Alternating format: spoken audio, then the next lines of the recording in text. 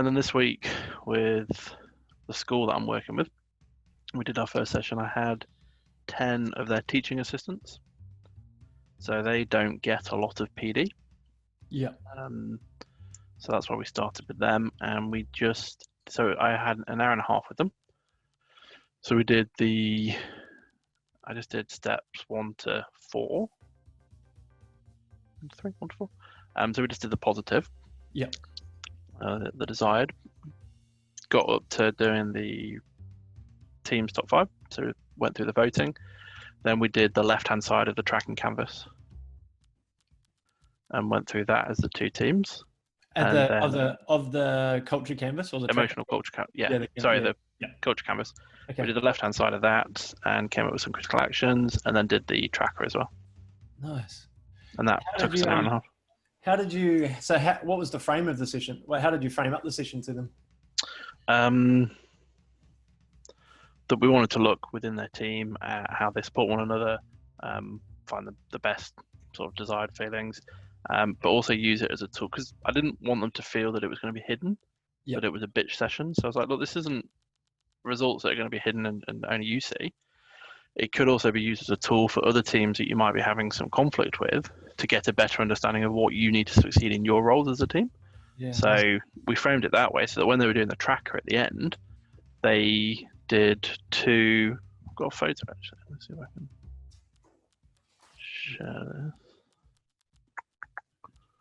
Where's that? Share. Oh, do you want to let me share a screen? Oh, I've got to let you give me a second on that one. Okay, you should be able to do that now.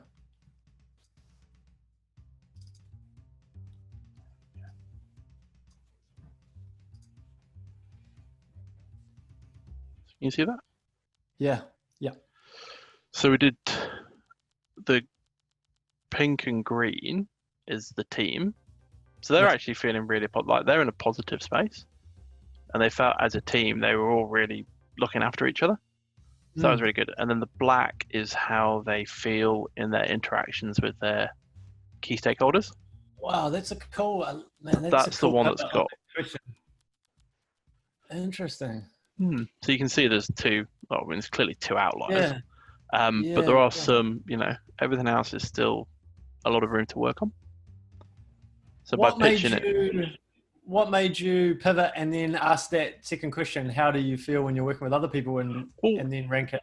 Well, we were talking about it. I was like, right, guys, this is the tracker. This is what it's for, and this is what you're going to be able to use it for in your future meetings.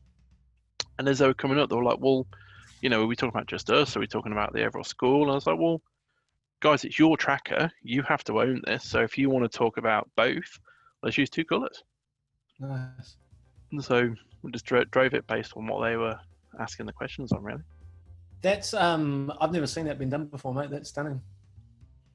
And so once I draw this up and send it through, hopefully they can do some work. And I met with the head teacher afterwards and sort of showed him and said, okay, yes, clearly 1 or 2 people are always going to be here, but these guys, there's something you can do there with the wider team. And so hopefully in November, I'm going to go back in and do the wider teaching staff. And again, introduce them to this concept and that cross-team sharing. It's similar to, I've done a lot of work with the TMI profiling stuff. Okay. Yeah. And a lot of that is geared around helping you understand how other people work and other people understand how you work. So it's kind of bringing some of that into it. If you understand what they need, you can better support them. Or better get results or better collaborate. That's stunning. I love that pivot that you've done there in terms of bringing in their immediate. I don't know what's the word for it. Team, not teammates, are they? But stakeholders, I guess. Yeah, I mean, it's not a word I use with them, but no. And I also didn't want them to gang up on the teachers, but I mean, ultimately that's what it's about. They mostly work with teachers in different classes, so. I'll show you something else. So that was us doing the canvas. Nice, that's cool. So just doing just lots of sticky notes, which was fun. Yeah. Now the other thing I did, because I'm anally retentive, and I like things to look pretty. I set out all the spaces slightly Oh, differently. I love that. So I went out and bought these, so every place gets the same little setup. Yeah, nice. So you And got also, the placemat. You bought the placemats. yeah, Yeah. yeah. So when you see it all together, it just looks quite cool. But also, I saw it on this workshopping website from the US, and they were saying, because they do loads of stuff with sticky notes, and they're saying it's nothing more annoying that when you're doing loads of sticky note stuff with a Sharpie, you mark the table all the time. Yeah. So they had the green version, which do look slightly better, but they wipe clean. That means you don't screw the table up. Oh, that's so And then cool. people were like picking them up and like picking that up when they had all the post-it notes on it and stuff to put it onto the board and stuff. So